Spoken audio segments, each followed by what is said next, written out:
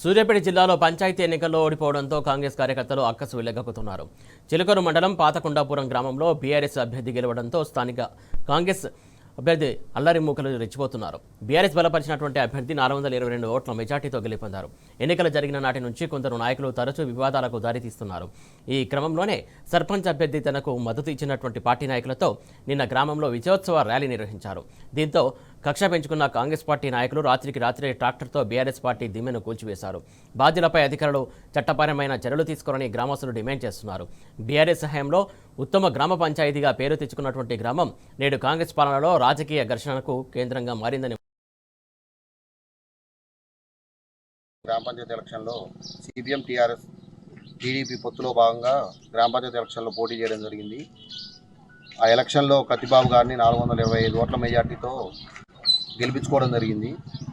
దానిలో భాగంగా నిన్న ఊరేం కార్యక్రమం పెట్టుకోవడం జరిగింది. ఊరేం అయిపోయిన తర్వాత నైటు సుమారు 10 గంటల సమయంలో సూరపల్లి సందీప్ అనే వ్యక్తి మొన్న గ్రామ పంచాయతీ ఎలక్షన్కి 2 రోజుల ముందు కాంగ్రెస్ పార్టీలో చేరడం జరిగింది.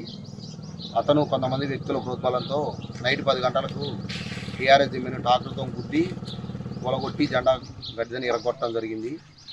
అది జరిగి 2-3 నిమిషాల్లోనే కొన్ని గ్రూపుల్లో బీఆర్ఎస్ పార్టీ 2 సంవత్సరాల్లో లేకుండా చేస్తామని గ్రూపుల్లో రెచ్చగొట్టే విధంగా కామెంట్స్ కొంతమంది వ్యక్తులు పెట్టిర్రు. అదే అన్ని గ్రూపుల్లో కూడా షేర్ చేయడం జరిగింది. ప్రశాంతంగా ఉన్న ఈ గ్రామంలో 10 సంవత్సరాలు ప్రశాంతంగా ఉన్న గ్రామంలో అలజడులు సృష్టించి గొడవలు చేయడానికి కొంతమంది ప్రయత్నిస్తున్నారు.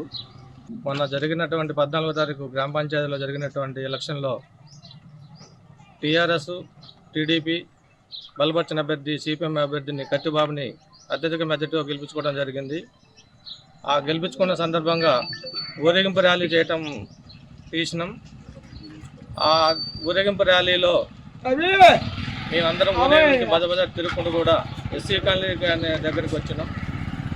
ఎస్సీ కాలనీ దగ్గరికి రాగానే సూర్యపల్లి సందీప్ అని అతను మా కాలనీకి రావద్దని ట్రాక్టర్ అడ్డుపెట్టి అలచల్ చేసి ఎంతమంది చెప్పినా కానీ ఏమైనా చెప్పినా వినుకోకుండా అతి ఘోరంగా ప్రతి ఒక్కరు కూడా నెట్టుకుంటూ వచ్చి ఈ దిమ్మెను కోలుగొట్టడం జరిగింది.